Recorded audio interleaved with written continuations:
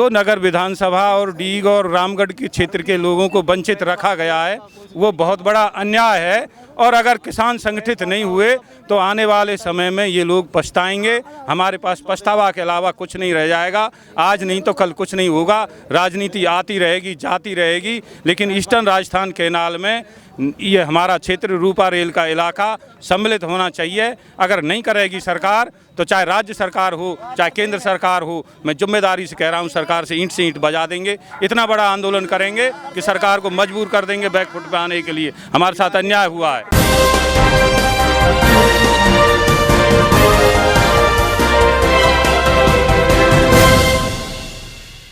नमस्कार दोस्तों, गुरजश न्यूज़ में आपका स्वागत है। इस वक्त हम मौजूद हैं भरतपुर ज़िले की नगर तहसील में। यहाँ किसान कुछ आंदोलन कर रहे हैं, उनकी कुछ मांगें हैं, पानी की समस्या है, बहुत सारी समस्याओं को लेके वो यहाँ आंदोलन कर रहे हैं और एक क्षेत्र में रैली निकाल रहे हैं। हमारे संवाददाता उनसे बात करते हैं और उनसे जानने की कोशिश करते हैं। देश का, संपूर्ण देश का किसान आज इन 2 दशकों में अगर किसी के साथ छलावा हुआ है तो वो केवल किसान के साथ हुआ है। उसकी मेहनत की कमाई को दलाल और लुच्चे और लफंगे लोग खा रहे हैं। हम उसके खिलाफ हैं और सरकारों ने टोल माफ ऐसे लोगों के कर रखे हैं जो लोग सरकार के और किसानों के बीच में बैठ कर के दलालियाँ करते हैं, जो बातें करते हैं, जो राजनीति करते हैं। वो किसी जिम्मेदार संवैधानिक पद पे नहीं है। जब उनके पास बन सकते हैं तो किसान यूनियन, भीम आर्मी, इनके कार्यकर्ताओं को टोल फ्री होना चाहिए। कोई बड़ी समस्या नहीं है। हमारी मांग है, सरकार करे नहीं करे। आज की मांग क्या है? इस रैली में इतना जो जुलूस निकला है, हमारा जो आज ये आंदोलन का नगर में पहला आगाज है। मैं जिला परिषद सदस्य मोहन सिंह गुजर, किसान संघर्ष समिति का भरतपुर जिले का संयोजक, आज भीम आर्मी को इस बात के लिए धन्यवाद देता हूं कि मैं पिछले 6 महीने से नगर में किसानों में गांव में निवेदन कर रहा था, किसान इस बात को समझें। ईस्टर्न राजस्थान कैनाल योजना से जो नगर विधानसभा और डीग और रामगढ़ के क्षेत्र के लोगों को वंचित रखा गया है, वो बहुत बड़ा अन्याय है।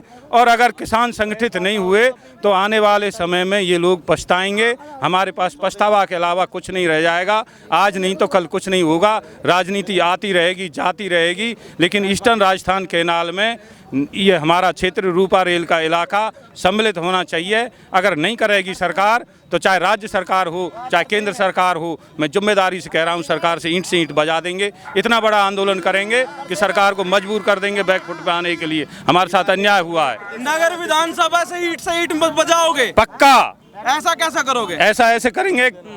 100 गांवों के कम से कम 10,000 किसानों को लेकर के नगर के चारों तरफ से इकट्ठा करके नगर में बैठेंगे। सरकार बात करेगी सम्मान के साथ तो पानी के फैसले को कराएंगे, और नहीं बात करेगी तो चक्का जाम कर देंगे। हमने जिस तरह से भीम आर्मी आपके साथ खड़ी है, किसानों के साथ खड़ी है, भीम आर्मी के भी जो बेसिक मुद्दे हैं, क्या उसके साथ किसान अभी तक खड़े हुए नहीं हुए? जो महंगाई ये है, जो लोग आज भी राशन के लिए तरस रहे हैं, जो लोग पिलसन के लिए तरस रहे हैं, जो लोग यहाँ पानी के लिए तरस रहे हैं, क्या किसानों ने आज तक उन लोगों की सुध ली? भीम आर्मी के जो मुख्य कार्यकर्ता हैं, क्या उन लोगों के साथ में आज तक किसान खड़ा हुआ जो अब आप भीम आर्मी से उम्मीद कर रहे हैं?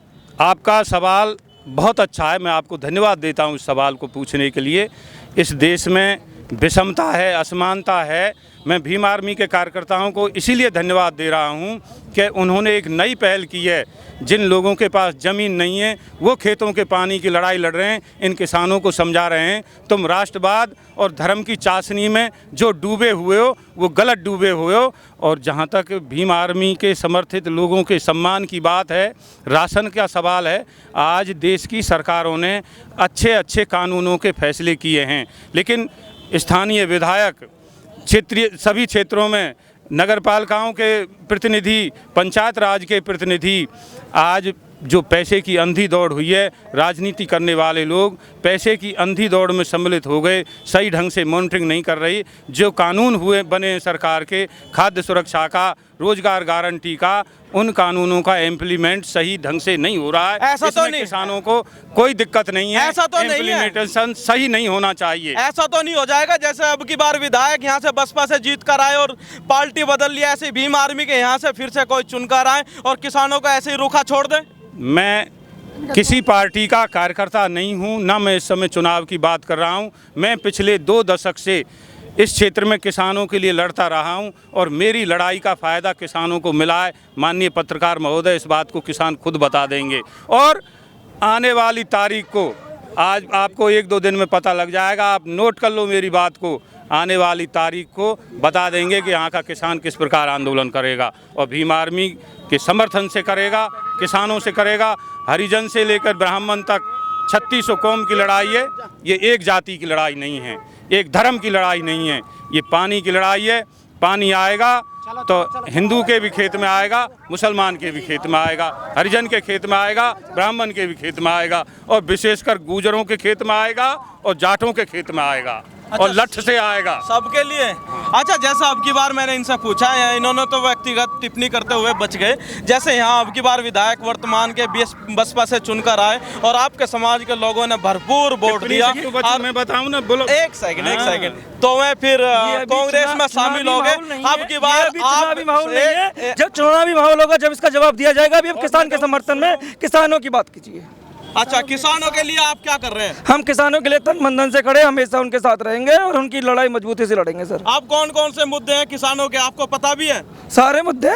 सबसे बड़ा पानी देखा आप, पहले मुद्दा दे देखिए, अभी पानी नहीं है सर।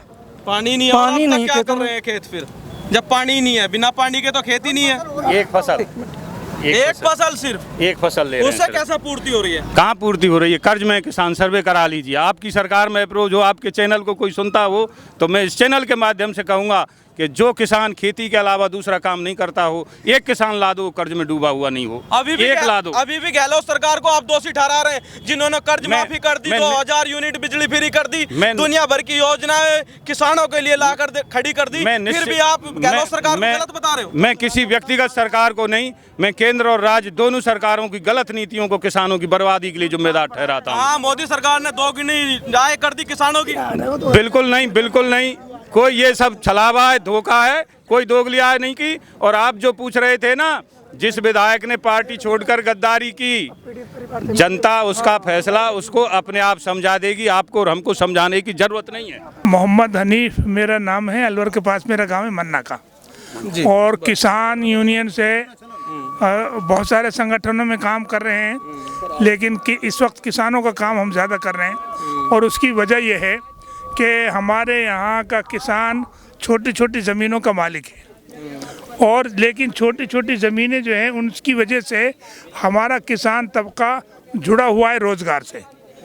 उसी से अपना जो है खाने का अनाज पैदा कर लेता है, अपने मवेशियों के लिए उसमें से चारा पैदा कर लेता है और अपना छोटा मोटा कोई काम जो है दूध धार से अपना गुजारा कर लेता है। अब सरकार जो है हमारी ज़मीनों को छीनकर रिको को देवे, हमारी ज़मीनों को छीनकर जो है फैक्ट्रियों को देवे, तो हमारा तो ये सारा समाज जो है, ये जो किसान समाज है तो बेरोजगार हो जाएगा। तो आप नहीं चाहते क्या औद्योगिकरण हो? नहीं, औद्योगिक हमारे पास उद्योग है ना मौजूद।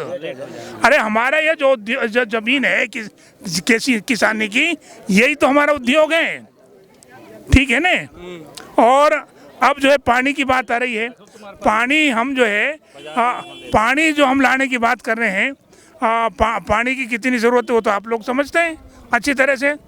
फिर पानी का इस्तेमाल हम कहाँ करेंगे? हमारे पास खेत नहीं रहेंगे तो पानी कहाँ लगाएंगे जाके? इसलिए पानी भी ज़रूरी है और हमारे खेतों का बचा रहना ये भी ज़रूरी है, और हमारा वन अधिकार वो भी हमारे लिए ज़रूरी है, हमारे पहाड़ हमारे लिए ज़रूरी हैं, हमारे गिदावड़े वो पशुपालन के लिए ज़रूरी हैं। हम सरकार से मांग ये करते हैं, और हमारे मुख्यमंत्री साहब ने ये वादा भी किया है कि भाई हम आपके साथ किसानों के साथ बैठ के बात करेंगे। तो हम आपके ज़रिए से हम सरकार से, राज्य सरकार को भी और सेंट्रल सरकार को भी हम ये पैगाम पहुंचाना चाहते हैं कि हमारे किसानों को पानी लाओ, हमारे शहरों के लिए पानी लाओ, और हमारे जो पहाड़ हैं उनको वन विभाग के वन अधिकार के तहत हमारे हवाले करो, और हमारे जो गिदावड़े हैं उनमें पशुपालन केंद्र कायम कर दो, ताकि दूध इतना पैदा हो जाएगा कि वो सरकार को बहुत बड़ी आमद उससे हो जाएगी और सारे लोगों को रोजगार मिल जाएगा। आप जानते होंगे कि हमारा देश लोकतांत्रिक देश है। यहाँ जो भी प्रक्रिया, जो भी नीति बनती है वो हमारे जो प्रतिनिधि चुनकर जाते हैं उनके माध्यम से बनती है। आपके यहाँ से भी जाते हैं। भरतपुर से 7 विधायक हैं, उनमें से 4 मंत्री हैं। चलिए क्या मैं फिर भी भरतपुर की समस्या हल नहीं हो रही? चलिए बहुत अच्छा सवाल किया आपने, इसको समझने की ज़रूरत है। देश का लोकतंत्र जब लिखा जा रहा था वो 47 से 50 का समय था। उस समय हमारे लोकतंत्र में व्हिप का नाम का कोई कानून नहीं था। अगर मैं कांग्रेस का हूँ और कांग्रेस के किसी बिल से असहमत हूँ तो मुझे अलग वोट देने का अधिकार था।